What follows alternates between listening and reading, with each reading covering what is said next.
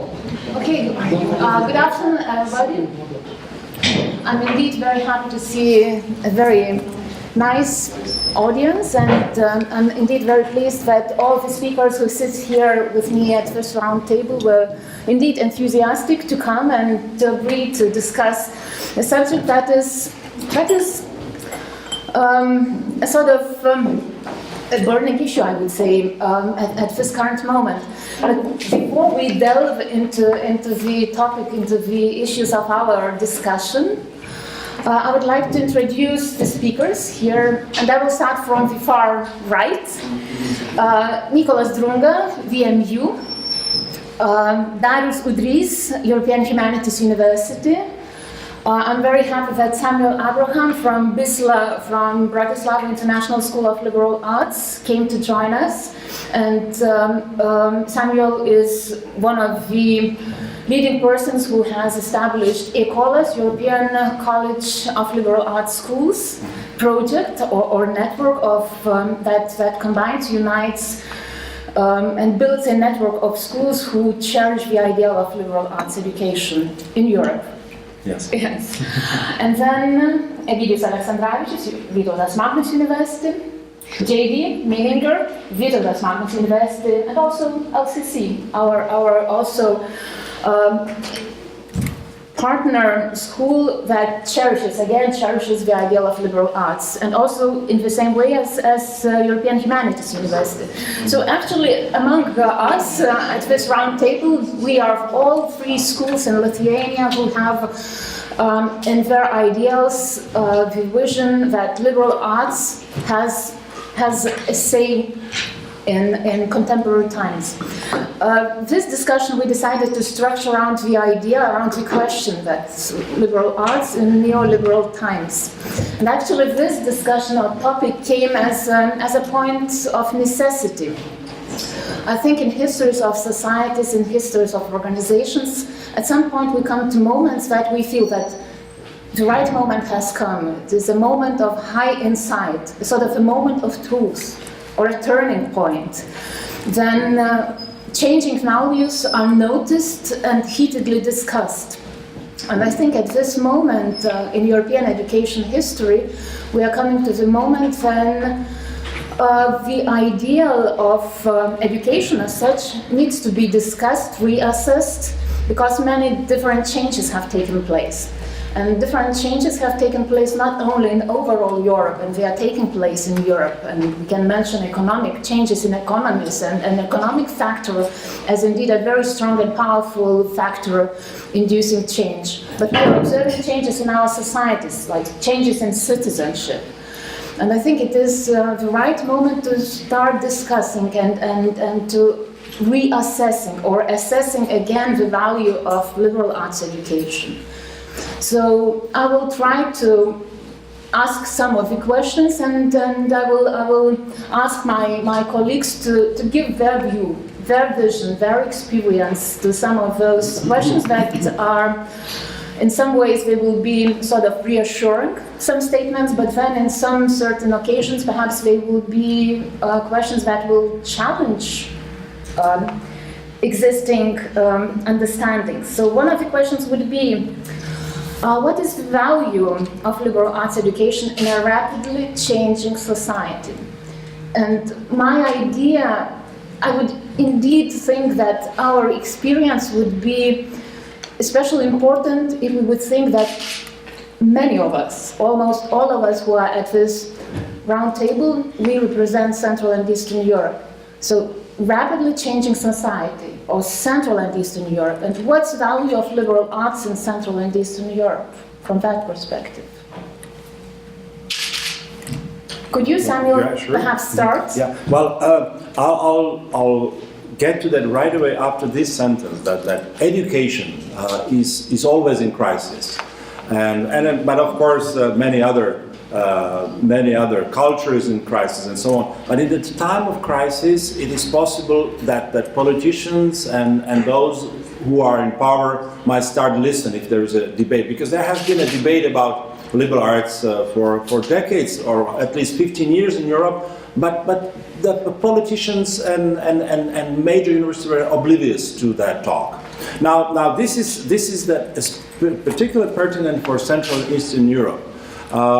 We all moved to establish or refurbish our educational system after '89, but we were caught caught a little bit by all the development, and including the Bologna development of '98, and a division into bachelor and master degree.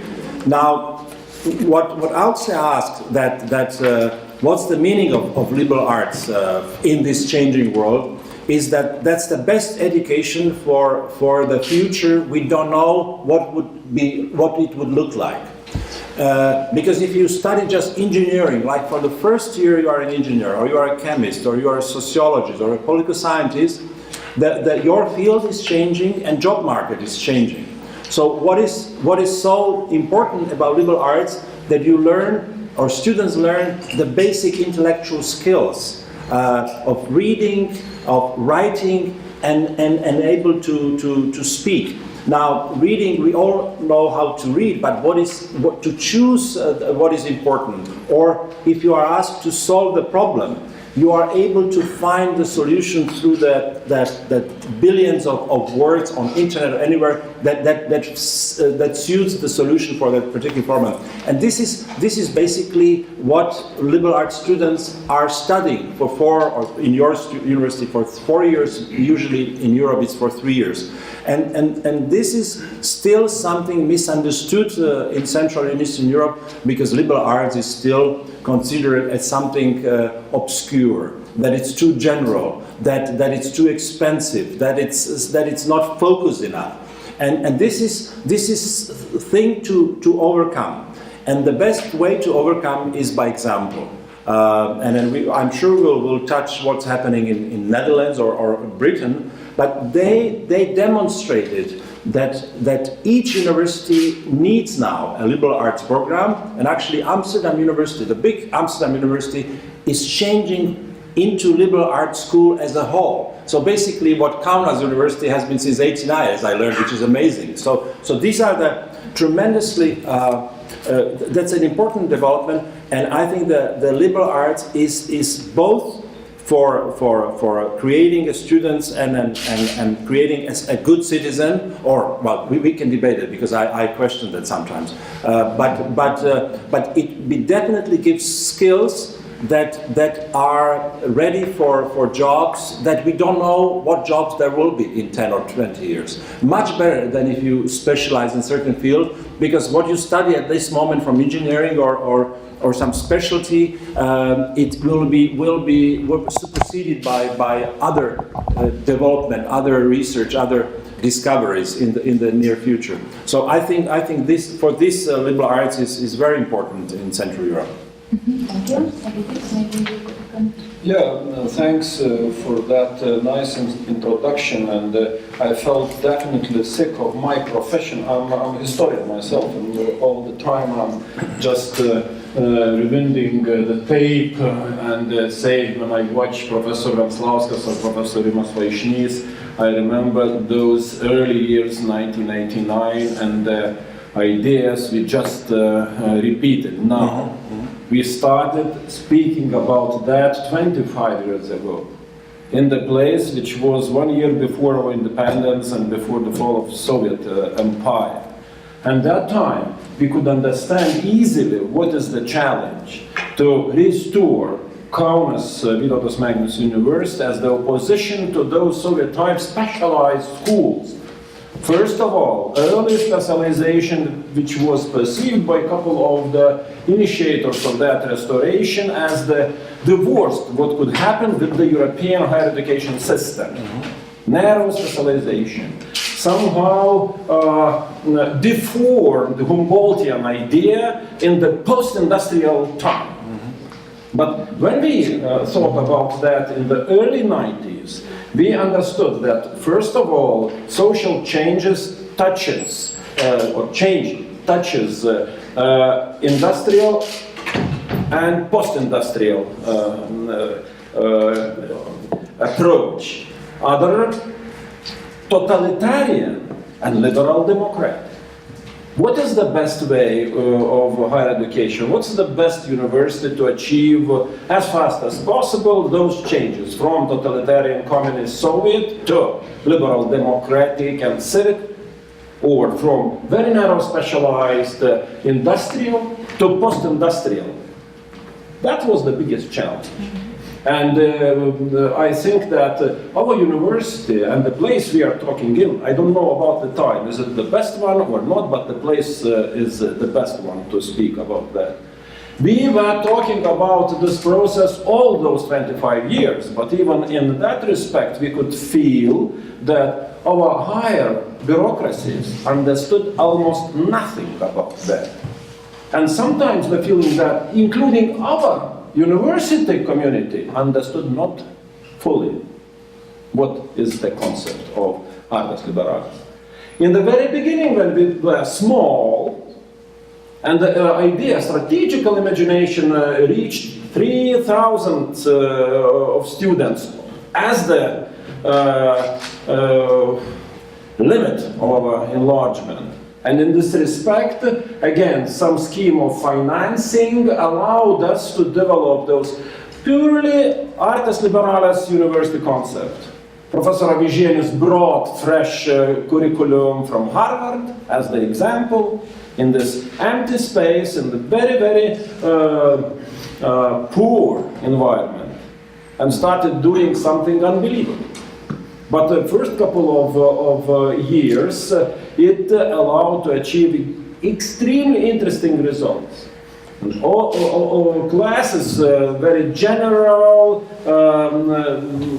individual choice to collect courses, some philosophies taught on the stairs of the hall.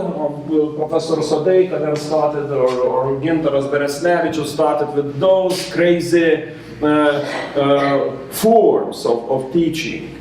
No hierarchy at all, and all that stuff. And now we approached our 25-year history and could say that after that we became less and less artes liberales, even if our talks were more and more loud. That's only about freedom, our freedom, our freedom. Hey, let's talk about discipline, but self-discipline. Freedom is one thing, to make individual free to be creative and responsible and so on. But again, the opposite or extremely important side of that process is how to make him or her self-disciplined in reading, in expressing, in acting, in all that stuff. And I suppose that now we are challenged again. We are challenged by the bureaucracies, more and more of control, putting aside our constitution, university autonomy, different types of universities here. It's damn a myth, nothing more. One thing, another one challenge, and probably it's not only ours, but it's universal. Because when we spoke or thought or dreamt about artes liberales in the late 90s, industrial specialization, and that was the biggest trouble to overcome. Now, I think that the biggest trouble which approached probably in all Western universities is commercialization. Not industrial specialization, but commercialization. Some stupid understanding what's very profitable, what to do, and what type of individual could be educated to be very productive, achieve something. And those courses, like philosophies or literatures or Shakespeare's or everything like that, just became not very practical. We could close all those things. We need just practical. And those things which are unpractical but extremely important, they were stressed. And now we are living in this situation. I don't know how many of us, veterans or younger people, are still keen to discuss, to push that further. Because somebody of our community is a bit tired of that. I see they are a very big danger, because all words and ideas somehow are exploited. And we are sitting in this situation like this. And everybody here knows a bit different picture of what does it mean, this. Thanks again. Is it enough hot? Very good, very good. Yes. Actually, I think Egidius is always a man of metaphors, I would call you. A man of No, it's because I don't know English. But metaphors, I think they are very, very powerful. They help us to create visions. And I think what you said that in 1989 or early 90s, then 1990s, then BMU community were discussing ideals of liberal arts. Of course, there was a very great desire to sort of jump over this gap from, as you mentioned, from industrial to post-industrial society.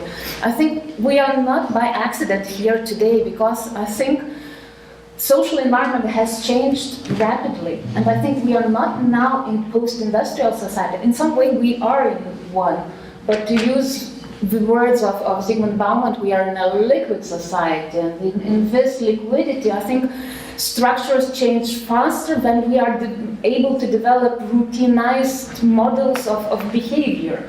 And we are pushed into those extreme conditions that we have to act. And I think as being Central and Eastern Europeans, I think we were deprivileged of many things. And one of those things that we were deprivileged of the comfortable situation to sort of relax, slow down, observe what is going on, and then analyze and react. We were pushed to moments that we had to react all the time, almost on a daily basis. We were almost going into the war every day and defending liberal arts, defending ourselves, and I think today is one of those moments when we have to, again, defend ourselves in terms of this environment of hyper-commercialization, hyper-bureaucratization, hyper-technicization of education. At least it's perhaps an impression that I share very much with Egidius in VMU. Darius, maybe you could now step in. As a representative of a commercial culture, yes. Having grown up in the United States, yes, where please. we do think about such things as how we're going to make money when we graduate from college. But we have a hybrid model there, I would say, of liberal arts education that also allows for specialization. And so I certainly share the enthusiasm of everyone here on this panel for the liberal arts model and the liberal arts ideal. But I think we do have to connect it to something that people can actually sell in the labor market when they graduate. And that is, I think, the key challenge for us, because if we market liberal arts as a pure model that does all these wonderful things that we hope it will, that will prepare citizens for a free society, to be active and engaged in the construction of a democracy, which is more complicated than to be born in one that's pretty well settled, like in the United States, where I was born.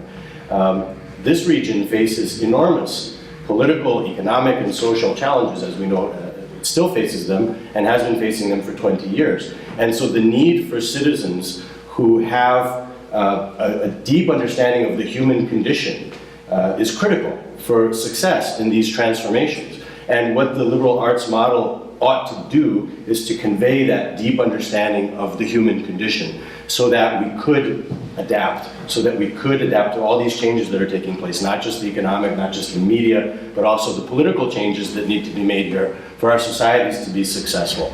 That said, we also want our societies to be prosperous. And for the prosperity, people do have to learn some special skills. But again, the liberal arts approach, in my mind, should always remind them that it's not enough to be narrowly specialized for us to have a successful society, and even for us to succeed as individuals. I could never have predicted my own career based on what some career counselor told me in high school, because, as you said, these professions either are not on the list of the things that these career counselors advise you about, because maybe they're new, or there are different ways that you can become who you are that you cannot predict when you're taking courses in a high school or a university. And so the liberal arts approach makes us open to the challenges of the future. It prepares us to adapt to the labor market of the future as well. And that's part of also, I think, the argument that needs to be made for the liberal arts when we try to persuade people. Our challenge is to persuade students in Belarus. Our university is a Belarusian university that was founded in Minsk and was shut down in 2004 by the government after the government determined that free and independent universities that teach according to this type of model are not very useful for authoritarian regimes. We had the good fortune of the leadership of the Lithuanian government and the support of many other countries to be able to reopen the university here in Vilnius, where students from Belarus can come and learn in a free and democratic environment. But it is not easy to explain to the parents or to the students what the use of a liberal arts education will be to them. And so I'm hoping to hear some additional thoughts today, and I've shared some of mine already. Thank you, Darius. Judy, would you like to continue in this line? Sure. Sure.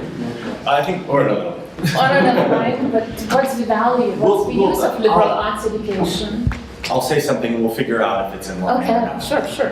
What I would add to it here, I don't know how well I can speak to the matter of the Central and Eastern European context in particular, but I would at least like to add something with respect here to what it means to, for instance, have a liberal arts model, produce a liberal arts model in a time in which we deal with a constantly innovating reality. Because I think that's one of the things we're talking about here. What does that change? What does that uncertainty mean? And while I certainly agree with what's been said already in terms of what a liberal arts model can be, we've only talked so far about the comprehensive knowledge that a student gains. In other words, the broad-based kinds of first, second, third year courses that many students will take.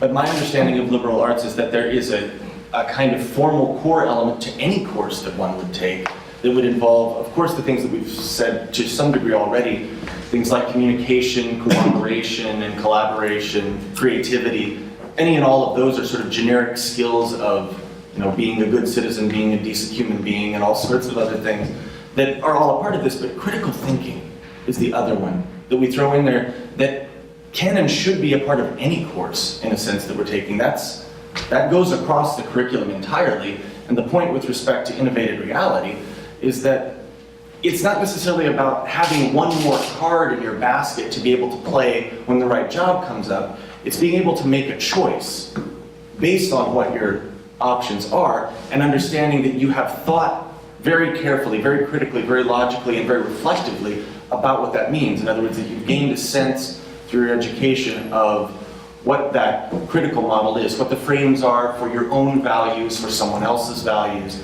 and so forth. And that, for me, that's the critical component from a liberal arts education that we bring to bear on innovated reality, is the ability to make we say informed choice, but again, that suggests that we're drawing from this body of comprehensive knowledge. I don't know that that's even the key point as much as the critical thinking, which should be applicable in seemingly any situation. But is that unique to the liberal arts education? Not necessarily, but it should be if we run liberal arts in such a way that it is, for instance, relational with students. Right? That students are given more priority in the classroom, we're given more attention to their communication skills, for instance. The ability to have greater interaction with the professors that are teaching them. It's hard to teach critical thinking to 120 students. So smaller classes, that kind of liberal arts element, I think, does promote critical thinking in a way that is more intensive than you would find in our institution. But look, reading and writing, these are not also simply the purview of liberal arts. You used to teach that in high school. But to write well, it's a big difference than from just writing. Exactly. But I think Nicholas, yes, please. critical thinking, okay, it's good. You have to hone critical thinking skills, but you have to have something to critically think about. And I think maybe that's the first challenge facing schools. What are you supposed to think critically about? Not some kind of BS, for example. But even it's good to recognize the difference between BS and a valid enterprise. But that's why I think Professor Abraham and Professor Alexander brought up the point of, for example, you mentioned Harvard. The program of Harvard University was brought back by by Algirdas Avižienis here, well, brought to Lithuania in '89. I'm going to talk a little bit about, in this connection, about the University of Chicago. At the University of Chicago, we used to call Harvard that other university. So you mentioned that other university, now I'm mentioning the University of Chicago. As you can see, there was intellectual competition between them. But let's say the bachelor's program is the basis of a university education. 4 years of college, and then you can go on. But the bachelor is important. And at the University of Chicago, and we should be trying to do that here at our university, but we haven't done it. But the basic idea is there that every student should have at least rudimentary knowledge of about 10 or 11 basic things, very different things. For example, history of Western civilization. In other words, when you enter the University of Chicago, first you have to take a test in all these fields, and you can place out of them if you do well enough. So if you're well versed in history, you don't have to take history of Western civilization. But if you are not well versed in history, you have to take history of Western civilization. Then you have to take a philosophy course. You have to know something about fine arts. You have to know something about social sciences. Then you have to know your own language. Well, in that case, in the University of Chicago, it would be English. Okay. And you have to know a foreign language. So if you can place out of a foreign language, then that's good. You have satisfied the foreign language requirement. But that requirement should be there. You should know your own language and at least one foreign language. Well, for Americans, that's amazing, but that was elementary. Americans, they say, we know one language already, and everybody else does. So why do we need to know some Swahili or Urdu or Lithuanian? But you do. Then you have to know some math. That's very important. Not only reading, writing, but arithmetic, counting is very important. I'm sure you had that in mind too, but you didn't emphasize that because I'll do it now. And of course, you have to know some physics, and you have to know some chemistry, and you have to know some biology, and you have to take a physical education course, because a healthy mind and a healthy body is sort of the Olympic ideal. So if you know something about all 11 of these subjects, then you have a general education. And in the first 2 years of college, you are supposed to make up any deficiencies in these 11 things.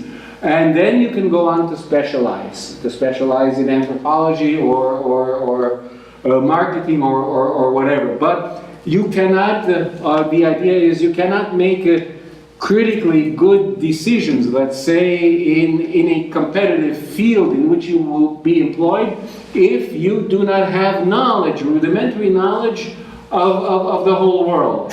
Because, especially philosophy, that's part of it. Philosophy helps you to see connections and to see relationships which a person narrowly specializing, let's say, in computers might not see, or a subfield. But as a philosopher, you might spot connections and make a better product or organize a better service. That's why, and there were articles in the University of Chicago magazine, a lot of them, about how a seemingly unbusiness-like education can help you in business. And I think Google and Microsoft, they have hired University of Chicago and Harvard liberal arts graduates in order to better their sales figures. May I add something? I would say that the things we are talking about expose one very important context. The ideas we are talking about are very old. We can easily find hundreds of books written about that, starting from early 19th century Oxford and ending on Princeton or Harvard contemporary United States. But somehow I think that the same ideas, the package of the same ideas works one way in Chicago, another way in Moscow, or in Vilnius, or in Kaunas. What does it mean? What I want to say about that? According to my understanding, artes liberales are so important for the individualized society, which in early 19th century, starting with Great Britain, exposed some efforts to educate elite, and then some sort of effectively working, specialized, industrialized, and bureaucratized structures. But the elite with universal understanding. In Soviet-type education, you could find something like that in the different Communist Party schools in Moscow, when every republic or every university in the margins of that empire developed according very narrow specialization. And if you want to have somebody, guys, individuals able to observe some universum and other in the imperial censure. What I think that during our 25 years of experiments and efforts, the topic of individualization still is very hot. Our educational system, from secondary schools up to our directives from ministries, are for specialized, uniform. And Vytautas Magnus suffered so much from different advices and improvements from the censure of the Lithuanian system to change optional courses less and less, choices, individual choices, the part of individual choices less and less, the concept of major and minor degree almost disappeared. Even if 20 years ago it was like the most challenging approach and our achievement. Minor degree, study English and business management, study history and something else. Ask our students about those opportunities now. It means that still we are in some trouble with the individualization, improving that. In the United States, somehow it is not so important. Not only because differences in liberal democracies or in forms of rule of law or something like that, but including this individual, educated individual. And in this respect, I would say that probably we could use this disappointment or dissatisfaction to advertise more and more that time changed, but the problem was left in the same point. Marketing of this idea is also very, very profitable. I mean that during those years, global world again changed very, very substantially. And we hear more and more about that the technical knowledge is becoming more popular and more cheap. Technologies and knowledge itself is becoming cheaper and cheaper. What is the most expensive thing? Ideas, metaphors, everything what is possibly imagined, unreal. Nobody did that before. Technology repeats. Samuel and Nicholas, okay? Okay, yeah, just a short one, yes, but okay, our university, yes, but before, the Soviet times are bad times, okay, and they introduced that centralization and that uniformization. But before 1940, it was this university also which imagined the Lithuanian project almost from zero. Lithuania was born, and Lithuania developed in a very promising way. So we at VMU already have that experience, and therefore we don't have to look to Chicago or to Cambridge, Massachusetts, Harvard in order to see how our university from 1920 on to 1940 put in motion this idea of choosing. There were these students who studied for 10 years, and it's a good thing that they studied because they created modern Lithuania, and then they brought these ideas when the communists chased them out to the West, where they enriched the Western educational experience with their experience of Soviet times and of liberal education. Samuel, please. We are in a small circle of those who are actually for liberal arts, so we don't have to convince ourselves how good it is. And then I'll introduce you at least three kind of challenges that have some substance in it, but they have an answer. One thing is that liberal arts is unknown, and it is viewed as this general education that doesn't focus. And of course it's unknown because it has not been in the European tradition in narrow specialization. Although liberal arts were a thing that emerged in Europe, but then they were carried in the United States and somehow are imported back.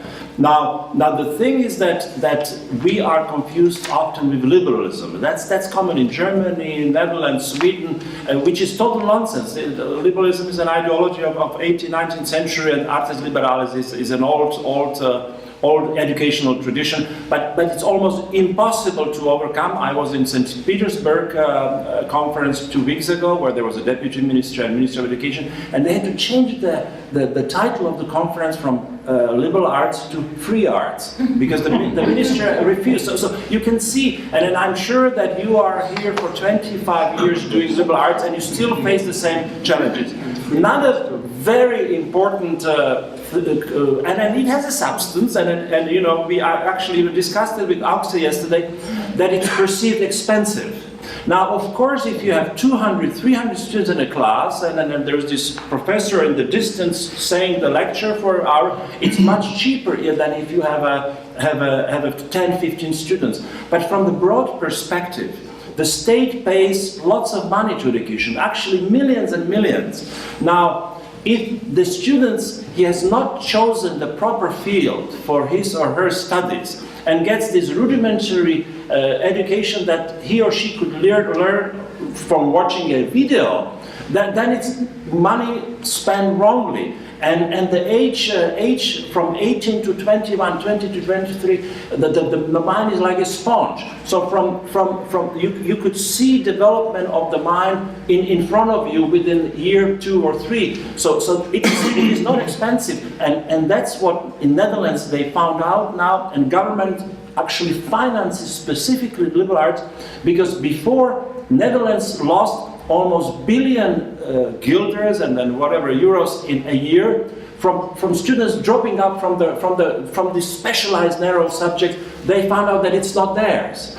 So this is also the discussion of the question of how much it's worth. Another myth is that it's not competitive. I mentioned over lunch Derek Bock, the former president of Harvard, that he says, well, liberal arts is not for the first job, but for the third job. Now, it sounds, well, what does it mean? Well, it means that actually you are either promoted if you have a third job, because if you have one job, then you do the same thing you are doing in one position, then you are not growing. But actually, you can find a different field, and that different field accepts you. And if you get into the third, meaning that you know skills, knowledge, that you discover where you fit the best. Now, there is another very important element, and it's about the high school students, about the educational system itself, and the jobs that I have touched upon. As you know, the 18-year-old who are in high school, and of course they have this very broad high school education, many subjects, and all of a sudden they are facing to the most difficult choice of their life. And I go to high schools to talk to students. My first question is to those who are at Matura year. Who from you knew what you want to study a year ago? Now you are in panic, you chose already something, but a year ago. Usually it's 5-6%, and usually it's doctors for medicine because their parents are doctors. IT is usually the thing, and then they say, well, either law or economics because of their parents and money. But otherwise they are in total panic. Now, coming to an educational system of liberal arts, where you actually find the subjects you have to find yourself as a human being, but also as what you really want to do. And you need that educational system where you don't have, like in high school, where again professor talks and student listen, but you are discovering your specialty. I think it is, and so this is very crucial, that you give the choice to 18, 19-year-old that they can still discover what's their specialization. For the educational system itself, whether it's the bad Soviet formal system, which is still our legacy, you know, those many great professors who are really fantastic scholars, they still teach the method of lecture and final exams. And this is not Soviet legacy, but it's a legacy in every other European countries where the Humboldtian system is. So for the educational system itself, liberal education and the method of liberal education is actually the reform of the system itself. And it's very difficult because we have lots of adjunct professors, those who come from outside. They're excellent scholars, and it takes us, and actually now I train my students to tell me, as soon as you know, there are 5-6 students, and professor gives hour and a half lecture. So I tell my student, if this happens, come and I'll talk to the professor. And I ask him or her, you are not interested what that young, impressionate mind thinks about what you are discussing? You don't want to hear them? Yes, I am, but I don't have time. I want to fulfill so many things. No, you don't. You want to have a discussion. And it's a novelty that they appreciate and love very quickly. Now, for the jobs, as I said at the beginning, it is a myth that broad, educated person with specialization, because there has to be major, at least 2 major, or minors, that are enough for the job market. Of course, this is not a vocational education, but we know that vocational education is something that would never put that person elsewhere in their life. Even if they start to hate their computer science or engineering, they are stuck there. They could never get a second job else in other fields. And plus, the survey of the most important companies in the world, when they ask them what kind of students, what kind of employee you want, and usually they said those should be broad-minded, they should be able to solve the problem in 24 hours for us, the problems we don't know how to solve, and they should know languages, and these are the bread and butter of good liberal education, where you are able. So I think this is an answer to Europe in post-Bologna world, because bachelor degree, not at Kaunas University, because you started in '89, but in almost every other country is looked down upon. That this is something that Brussels imposed, that this Bologna nonsense came and they divided our good old system, and we just have to stick to that. And actually, they challenge it. And usually the students stay in the same school for master, automatically almost, which is the worst thing. You know, when I studied in Canada, I was at the University of Toronto, and I liked it there, I had a good accommodation, and I loved the professor. Of course I wanted to continue. I said, no, you have to go elsewhere. I was very unhappy, but then I realized I did learn a totally new environment, new people, new ideas. So this is the Bologna bachelor degree, which was, yes, it was cut by bureaucrats and politicians. It's only a shell, and educators have to fill that shell with something meaningful. And liberal arts is the best content for a bachelor degree. Because if you do a bachelor degree in, let's say, in sociology or biology, and then you just continue master and PhD, well, why do you divide it? But if you have the bachelor degree where you start with these various courses and you end up with something that you didn't even know that existed at the end, and you go for master to something else, well, that's the beauty of liberal arts.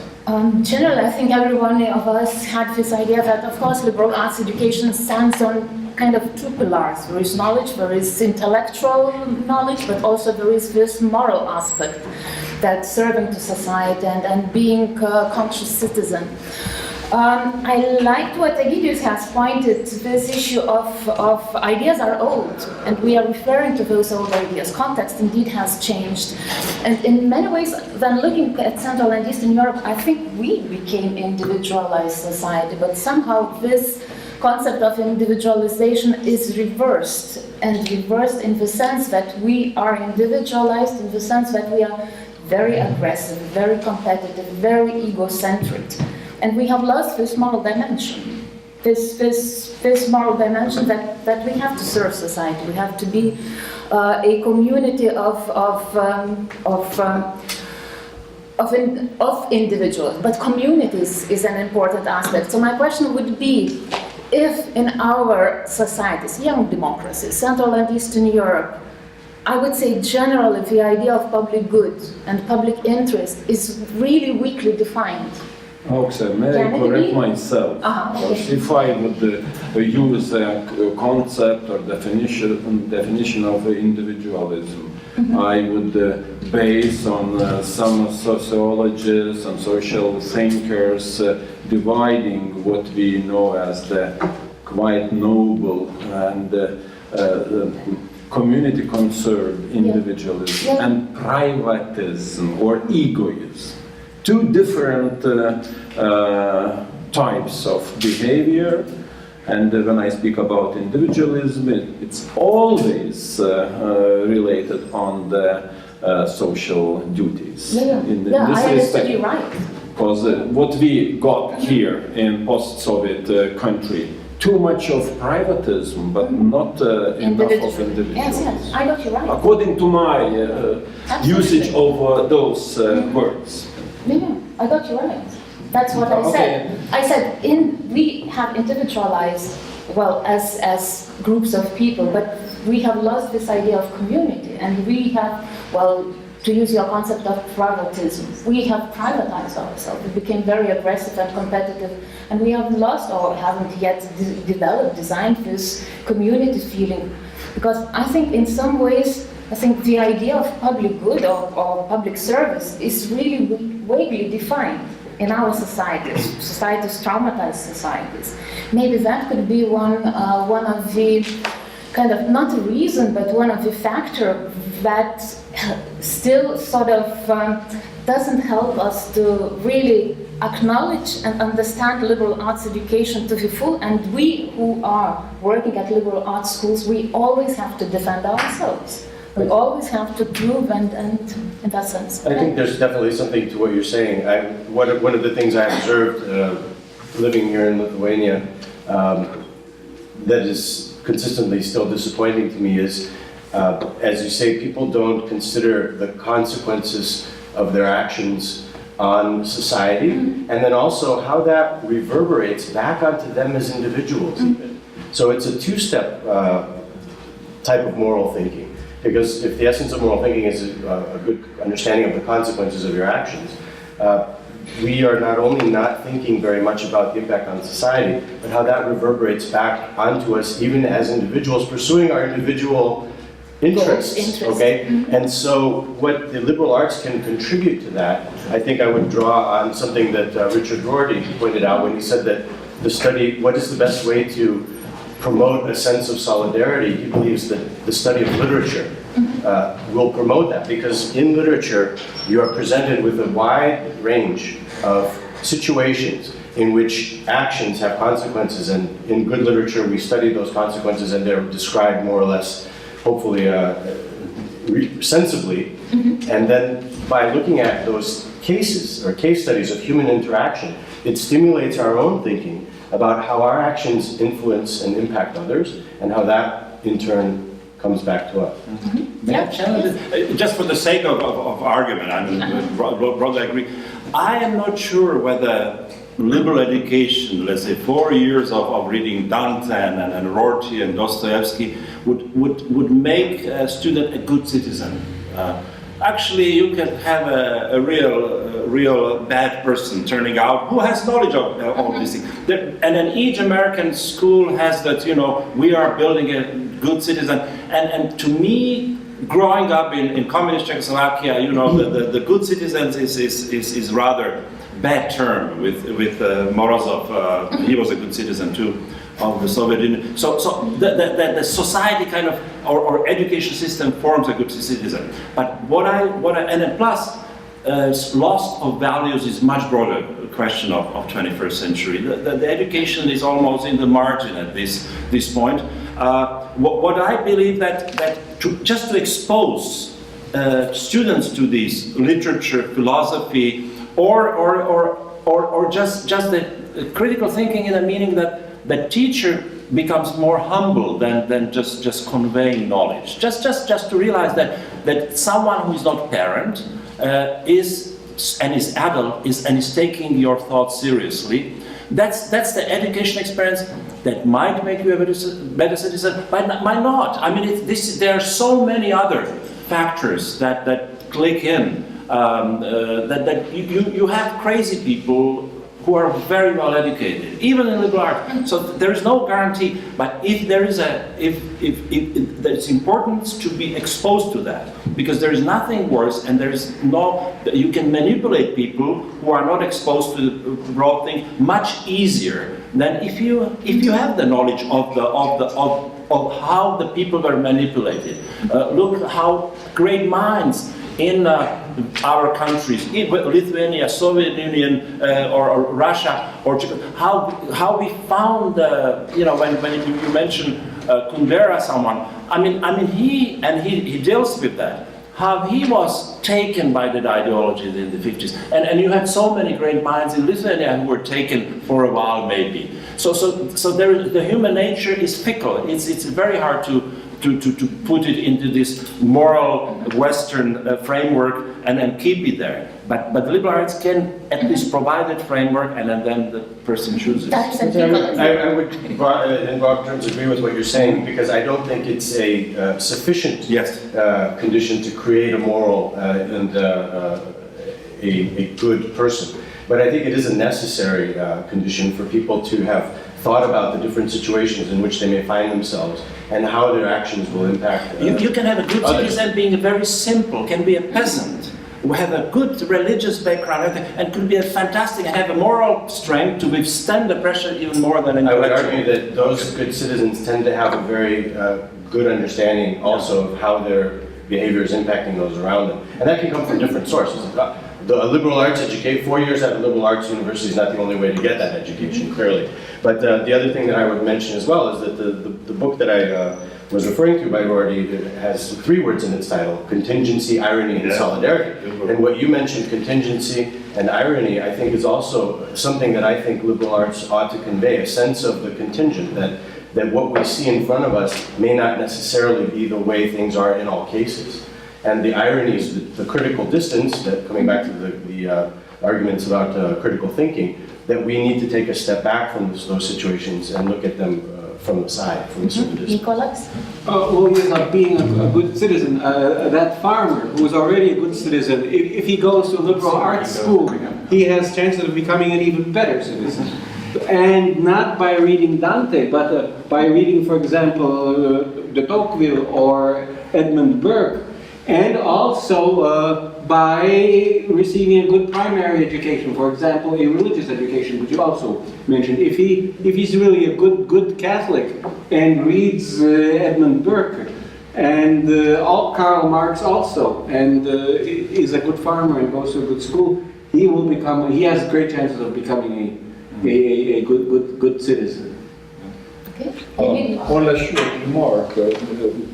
We could argue about how much influential is reading good literature from Shakespeare to Dostoevsky. But anyway, probably we could agree that artes liberales are always about a bit of life coaching and moralizing culture.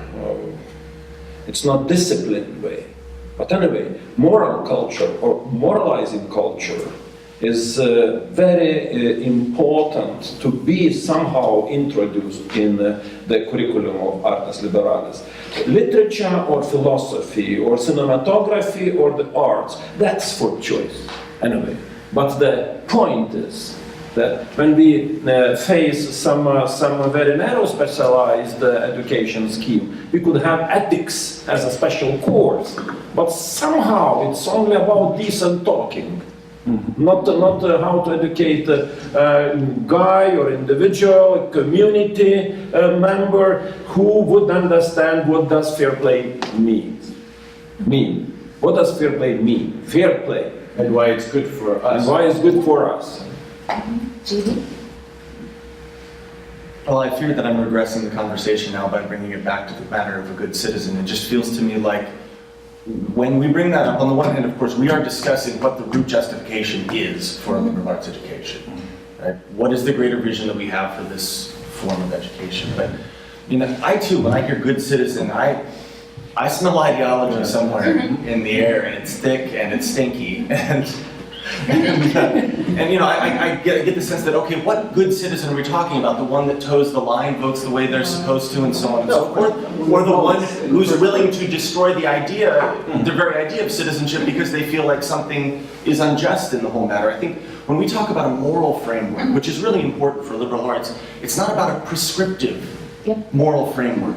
It's about a descriptive moral framework. It's about understanding what your own schema for morals is. It's not one that you have to fit into then, depending on your society. I mean, that's the benefit of, and again, I'm a literature scholar, but I think it's equally as important to study engineering or biology, precisely because in the comparative sense of things, you are better able to think yourself and so on. So reverse that, the one definition is of the liberal arts that you discovered yourself who you are, which is not easy. Yeah, sure. I agree. Well, what if you're a stinky person? But I mean, look, there's a lot of bad music, but we don't say, well, let's forget about music because there's so much junk out there. There's a lot of abuse of words like good citizen. Sure. Absolutely. And in this region in particular, we have allergies to certain formulations, granted. Yeah, but that does not mean that we should bid farewell to the ideal of a citizen who is able, and as we know,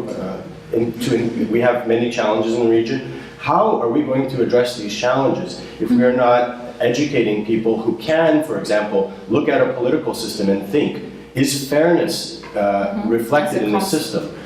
Are there flaws in it? Where are the flaws? Are people being hurt in certain ways where we need to protect them? In the economic system, are people realizing their potential? Are we using the full potential of society for its benefit? Are people allowed to keep enough of what they earn? There are many questions that are deeply moral questions concerned about the good that we need to prepare our next generation for. Perhaps we know who is a good citizen when we meet one.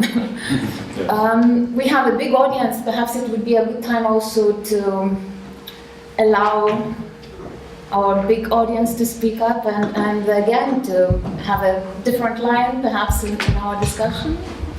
Would we have any questions? Yes, please. We're very liberal. Yes. Yeah, my name is Adam Smoltokas. I am a student at the University and I'm really happy to be able to be here. And my question would be as follows. There is a general tendency for the universities, at least in Central Eastern Europe, to become 3-year bachelors, introduce 3-year bachelors, 1-year masters in order to save time. In my opinion, that this cannot be evaluated in one systematic way. In my opinion, it is not necessarily good or not necessarily bad, but what I want to know, what do you think about this change for the lenses of liberal arts and critical thinking? Thank you. Maybe that question goes to you, Samuel. Basically, perhaps the indirect answer is, how can we convince politicians and the society that liberal arts is good? Whether it's 3-year program or 4-year program, it doesn't really matter. I mean, I would prefer 4 because our students are forced to write a BA thesis, and then it takes lots of focus. But how to convince politicians? And then you said that you have to constantly defend yourself.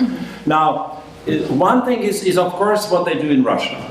Now the government decided that it's a good label. So all kinds of institutions are called liberal arts, and they have no idea what the liberal arts is. That's in a kind of a not surprisingly typical way and they're throwing money, and there is a school starting in Archangels and Perm and so on, which I don't think is a good one. Another one is kind of the internationalization of liberal arts, and then this is one of the things that sometimes you might not be the prophet in your own country, because it's, oh, you are in Kaunas, you are unimportant. But if the politicians, which are usually do not have a liberal arts degree, here or in Netherlands, in Great Britain, it's very popular, it's broadly supported, then perhaps it helps you as well. So this is the something that could be the best way to promote the liberal arts. But your question was that what is the best degree for liberal arts in Central Europe or Number of years. Number of years. Using the 3 years. Because Bologna was chopping, it was literally chopping, 5-year degree to 3 and 2. Why 3 and 2? Well, they said you need 2 for master, 3. Bureaucrats, politicians that did it, but that's okay. It's possible to do it in 3 years, of course, but it has to be very intensive.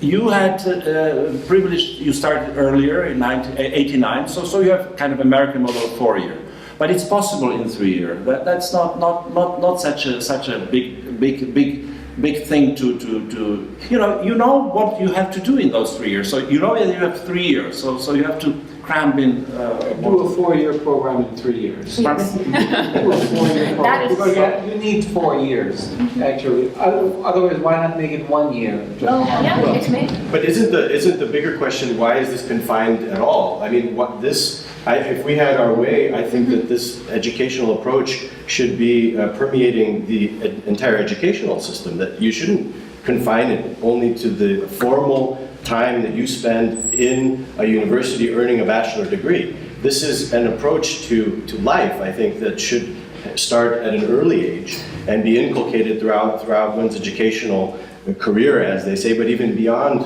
your degree, even if you never plan to go back to college, you should have acquired the skills, the intellectual skills that are necessary for you to pursue this type of understanding your entire life.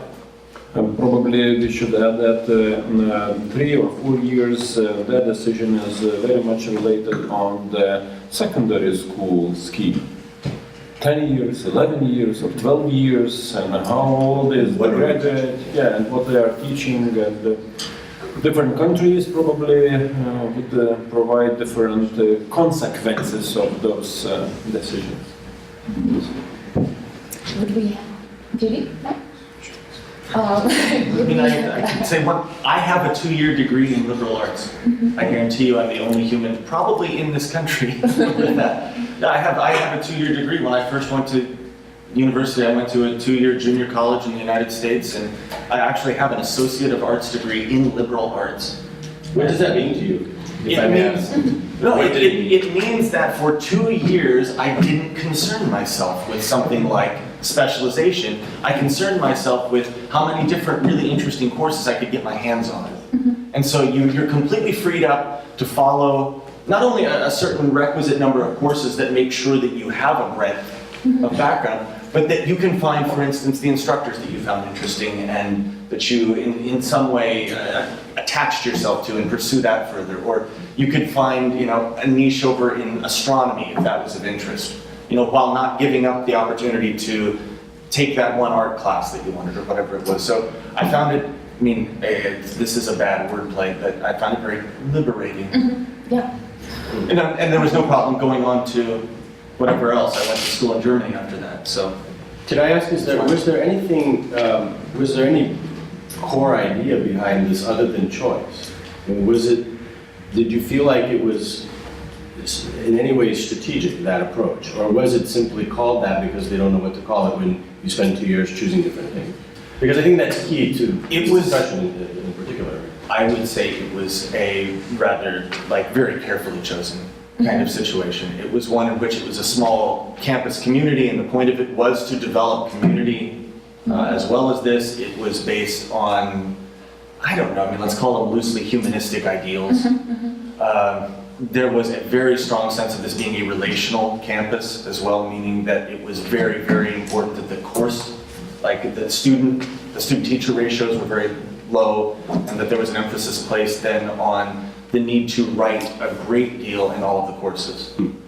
And so, I mean, it was private, which was not necessarily cheap. Not, I mean, we're getting into dumb details now, but yeah, that was. So there are these other difficulties. I mean, one of the things we need to, if we can ever get to it in the few minutes we still have, you know, in a current situation that we all live in, can we afford liberal arts? And I want to. It's not. I'm just saying I don't know. We have enough trouble affording other things that are seemingly more basic. So I'm trying to figure out. Prioritize. We may. So Yeah. it's upon our, Anyway, on our decision. Depends on our goals. On our goals, yeah. As a society. Any more questions? There must be more. There must be more. We've answered everything? Yeah, I know. We'll have an informal discussion, but I could pose one question. Of course, we were talking, reflecting, and then in some way defending, and we do not need to defend liberal arts in this audience. But what would you think, who should speak up for liberal arts, except us? Business leaders. That is very effective when business leaders do it. When Steve Jobs said that he was inspired to create his inventions by a calligraphy class that he took as part of a general sort of arts curriculum in a liberal arts setting. And when he says, I hire people with that type of education, when other business leaders speak up and start saying this, it will very much help with to counter the argument that this is not practical and this is not useful. This type of education. I had this in mind, saying that in the moment when the idea is becoming more and more expensive, all businesses, sometimes very ambitious businesses, could require those individuals who are able to generate ideas.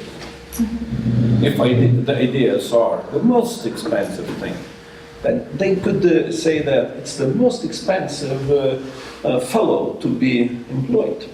And ideas, a very much big part of ideas these days is design, which adds enormous value at this point to the things that we Sometimes make. design, sometimes metaphors, sometimes literature, sometimes music. Entertainment, all kinds of things. They have value for us. Yes, I mentioned the U of C magazine, which had an article about that, about how humanities graduates can help with this. But I think, for example, take Kęstutis Girnius. He is a humanist. He's a humanities graduate. I think he could reduce the Lithuanian budget. Give him the chance to do it. Even the Kubilius budget, especially because he's of that political persuasion. But even this budget, he could reduce the budget. I know that from personal experience because he's a great budget reducer. Any organization that he has or has a voice in can reduce the budget. So even in this university, if he'd be asked to and given freedom to propose, I think he would produce great savings. So you mean to say, as a humanist, he also has this As a humanist, yeah, as a financial humanist, skill? he has the financial skills, but it's very important that he's a humanist, not just that he has financial skills. Well, of course, it should be businessmen and especially politicians who should promote. But of course, that's a rare occasion to have that because they have their own agenda. I know I met the president of a liberal arts college in Pakistan, and I said, "How do you survive in Pakistan, in Lahore?" And he said, "Oh, that's no problem. All our, what's your relationship with the government?" And I said, "Oh, it's never a problem. Either prime minister, at least 3 ministers are our graduates." So they in Pakistan they are in fine shape actually. To me, that's because we can talk as much as we want, and we are not heard. Because even the language we use are simply, it's very difficult to relate because their ear, the ear of the large society is not tuned to what we say. Hannah Arendt wrote a wonderful essay called Truth and Politics, one of her best actually, worth reading for those two themes, both truth and politics. But when she struggles, how truth and the concept of truth, how can be undermined, how it can be relativized, how totalitarian regime try to subvert it, and then she talks about that the truth eventually will prevail because there's a single truth and there are many lies. At the end, and it's almost a paradoxical ending, she says these are the best promoters of whatever we call truth are examples, people who are respected, whom we see as natural leaders.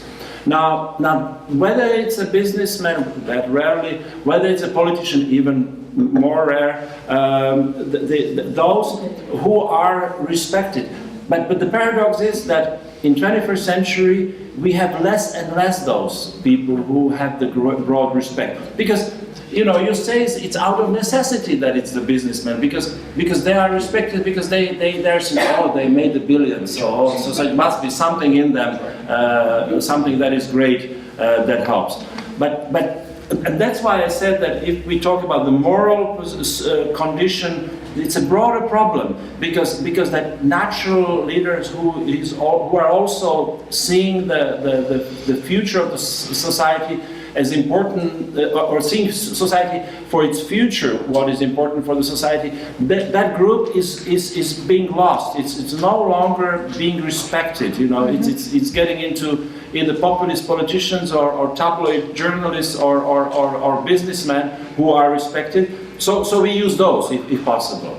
But that's what Hannah Arendt says about the example of a great people who are respected broadly, and who would discuss that, and who would eventually brought the politicians and society into understanding that education is important. That's the most important. Can I ask a quick question? We talked a little bit at one point about the elitist perception. Yes. Doesn't the approach that your friends in Pakistan take enmesh them in that problem? Yes. Oh, absolutely. I mean, he has no choice. He has no choice. I mean, it's being closed or existing. So they use this elitist because the most important politicians in Pakistan send their children to Lahore. So it's a pure but it's like. It's the same question. I was in Minsk 2 months ago. And my first kind of a gut reaction was about critical thinking. Well, if you have a critical thinking, well, criticize your bloody president. And then I realized it would destroy them next day. And I realized that we are not policymakers, we are educators. So teach those. Don't deprive your students of those things that you can teach them. Be it critical thinking and intellectual skill, and then they'll do with that whatever is necessary for them. Let's not become kind of saying, well, let's destroy this regime. Let's go after Lukashenko, because Lukashenko would sweep them away next day. So you have to judge. You have to find the kind of this Aristotle mean point. I wouldn't even say pragmatism or Machiavelli, but he, poor guy, he has such a bad reputation, because everybody reads Prince, but not his discourses, which are much more important book, because it's for a republic, not for a principality. You have to find your way, because as Machiavelli says, that if you are sane, you are a very good person surrounded by bad people, and you want to remain the good person, the bad environment will destroy you, and you will be replaced by someone who has no scruples. So you have to find your way in whatever society you are, and this is crucial. And if that what you can learn from this kind, because you learn from liberal arts, because either in literature, because you have a negative hero, or you study history, where you have all kinds of people and transformation of people, of bad people into good people, and you can see how the whiskey barons of United States, not only they created the best art museum, but their children our grandchildren are the best supporters of that lofty Western thing, which is education, arts, and so on. So I think the liberal arts can be of great help. Okay.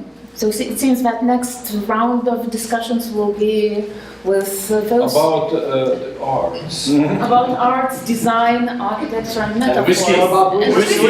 And whiskey. Whiskey. Yes. Yes, that's right, of course, yes. Belarus is not yet a yes we can country.